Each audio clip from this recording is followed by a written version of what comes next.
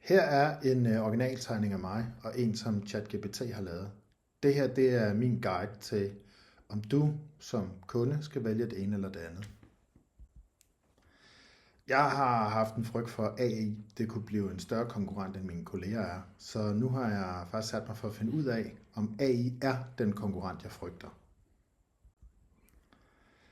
Så her vil vise dine muligheder og begrænsninger, som du har med at anvende en matematisk AI-tilgang til at skabe illustrationer frem for at vælge mig som tegner.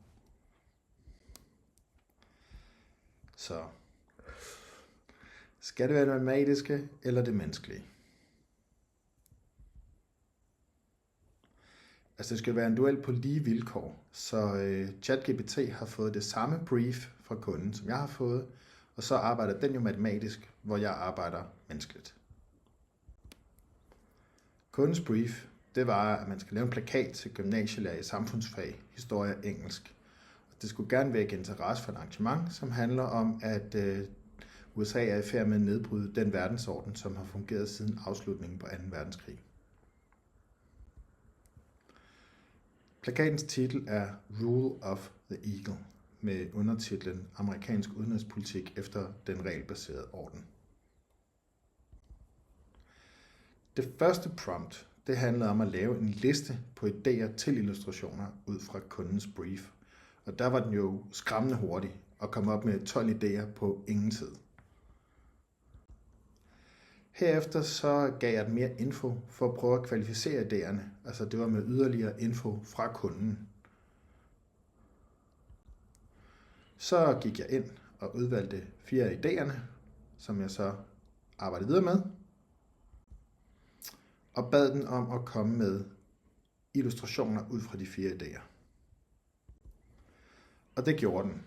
Og det var på en eller anden måde noget, der alt sammen indeholdt den amerikanske ørn. Der var en, hvor den sad på en flækket klode med vingerne spredt ud og en masse symboler for FN og EU og NATO rundt omkring sig. En, hvor verden var delt op, som spillede lidt på forskellen mellem at styre, altså rule, og rules som orden.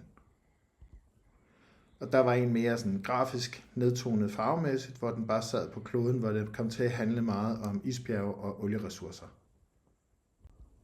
Den sidste idé, den handlede om en ørneklo, som holdt fast i et papir med international orden. Det, jeg synes var bedst, det var den første og den grafiske udgave, og den bad jeg dem så om at splice sammen. Og det kom der det her ud af.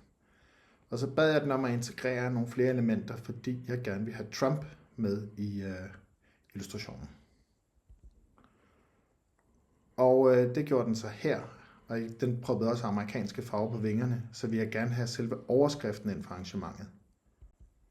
Så det her, det er slutresultatet. Når jeg arbejder sammen med kunden, så har jeg en lidt anden proces, for det handler om at starte med at lytte til kundens indledende brief. Vi har en samtale. Så begynder jeg at stille spørgsmål til målgruppe og budskab. Så bruger jeg lang tid på research og idégenerering. Sender min første skitse til kunden, får feedback, laver præciseringer og endelig laver jeg et motiv med farve på. Det her er den skitse, jeg lavede sådan ret hurtigt og sendte til min kunde, og den blev godkendt.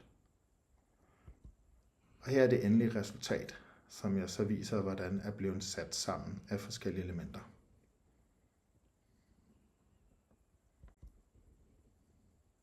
Jeg har så bedt ChatGPT om at sammenligne det, den er kommet med min tegning. Og der kan man så se den til venstre, mig til højre. Og dens korte dom er, at hvis det handler om klarhed og finish, så er det den. Hvis det handler om energi og dramatisk kraft, så er det mig. Hvis det handler om personlighed og originalt udtryk, så er det mig. Men hvis det handler om kommerciel slagkraft, så er det den. Og den kommercielle slagkraft kan nok hænge sammen med, at hvis man laver sådan en kurve over normalfordeling, så ligger ChatGPT meget i midten, og det er der, hvor den laver noget, som er meget bredt, hvor jeg ligger herude, hvor at det bliver meget specifikt og personligt.